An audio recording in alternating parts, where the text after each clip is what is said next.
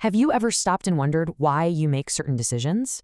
Why you might take a crazy risk one minute and then be super cautious the next? Well, it turns out our brains don't always play by the rules of pure cold logic. Nope. They follow a completely different, kind of hidden blueprint. And today, we're going to pull back the curtain and take a good look at it. Okay, so to get us started, let's dive right in with a little puzzle. This one was first cooked up by a couple of brilliant psychologists, Amos Tversky and Daniel Kahneman. It seems really simple on the surface, but trust me, it reveals something totally profound about the way we all think. All right, I'm going to give you a quick description of a person named Linda. And as you're listening, I just want you to build up a picture of her in your mind. And then you're going to have to make a snap judgment about her. You ready for this? Okay, here we go. Linda is 31, single, outspoken, and very bright. She majored in philosophy. As a student, she was deeply concerned with discrimination and social justice. So, you probably have a pretty clear picture of who Linda is now, right? Maybe an activist, someone really passionate. You get the idea. Just keep that picture in your head. Now, based on that description, which of these two things feels more likely to be true? Just go with your gut here. Is it A or is it B? When they ran this experiment, something like 85% of people chose option B. It feels more right, doesn't it? But here's the twist. The logically, mathematically correct answer is A. Now hang on, think about it for a second. The group of all bank tellers in the world has to be bigger than the smaller, more specific group of bank tellers who are also feminists, right? Our intuition completely trips us up here because option B tells a better, more convincing story. This little mistake is called the conjunction fallacy, and it's our first big clue that our brains will choose a good story over cold, hard probability almost every time. And that whole Linda problem, it's not just a cute party trick. It's a perfect example of a mental shortcut, or what psychologists call a heuristic. See, our brains evolved to use these shortcuts all the time to make quick judgments because they value speed and efficiency way more than perfect accuracy. Tversky and Kahneman found three really big ones that pretty much shape all of our thinking. This first one is exactly what just happened with Linda. Her description was so representative of our stereotype of a feminist that we just completely ignored basic logic. We basically swapped a really hard question, what's the actual probability, for a much easier one, how much does Linda seem like a feminist bank teller? Let's try another one. Just think about this for a second. You've got a big hospital and a small one. Over the course of a year, which one do you think is more likely to have days where a really high percentage of the babies born are boys? The big one, the small one, or would they be about the same? What's your gut say? The correct answer is actually the smaller hospital. I know, it feels totally backwards, right? But this is another great example of how the representativeness shortcut makes us ignore something super important: sample size. We expect both hospitals to represent that perfect 50-50 average, but crazy outcomes, like a big swing to more boys, are just statistically way, way more likely in smaller groups. Okay, on to our second big shortcut. This one is all about memory. Basically, if we can easily think of examples of something happening, we automatically assume it must be really common or probable. And if it's hard to recall, we figure it must be pretty rare. So, imagine this experiment. People were read a list of names. In one version of the test, the men on the list were all celebrities, but the women were not. Well, even if there were actually more women's names on the list, people consistently remembered that there were more men. And why is that?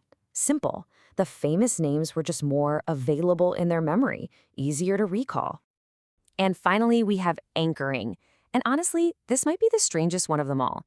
It shows that our brains can be swayed by numbers that are completely random and totally irrelevant.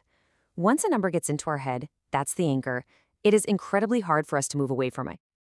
Just look at this incredible experiment. People were asked a simple trivia question. What percentage of countries in the UN are from Africa?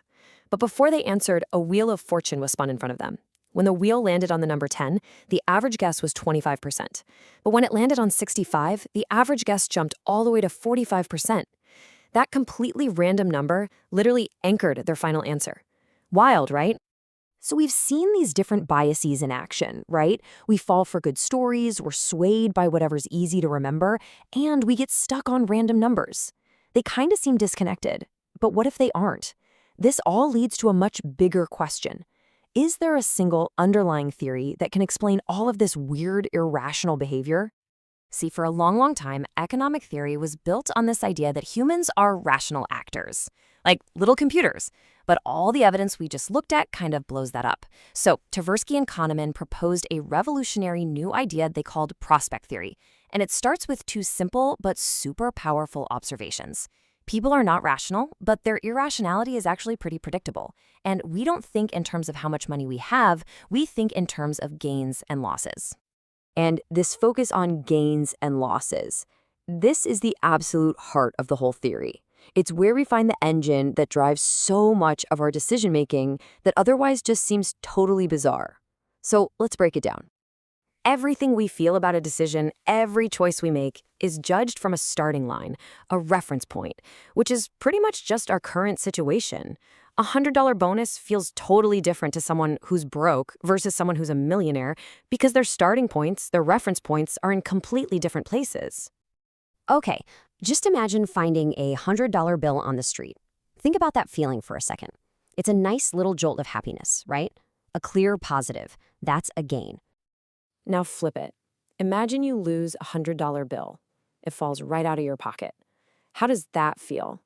For pretty much everyone, the pain of losing that $100 is way, way more intense than the pleasure you got from finding it.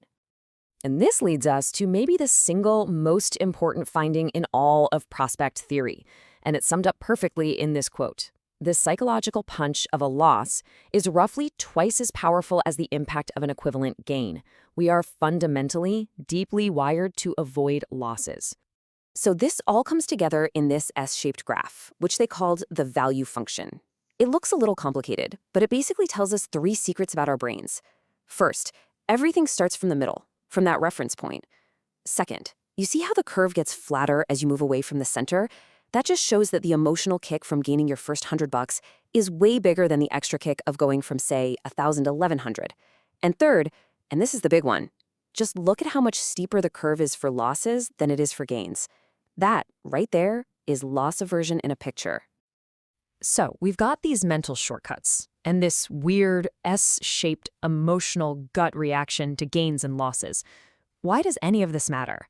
Well, because understanding this blueprint for our own minds, it changes how we see pretty much everything. This explains why investors will hold on to losing stocks for way too long. They're just trying to avoid the intense pain of actually making that loss real. It explains why a cash discount feels so much better than a credit card surcharge, even if the final price is exactly the same. It explains why we become gamblers when we're faced with a sure loss, but we play it safe when we're offered a sure gain. It's not just a theory, it's a blueprint for how humans actually behave. What Tversky and Kahneman really did was give us a map to our own irrationality. They showed us the predictable patterns, the hidden biases that guide our choices every single day. So the question now isn't whether we have these flaws in our thinking. We all do. The real question is, now that you know about them, what are you going to do with that knowledge?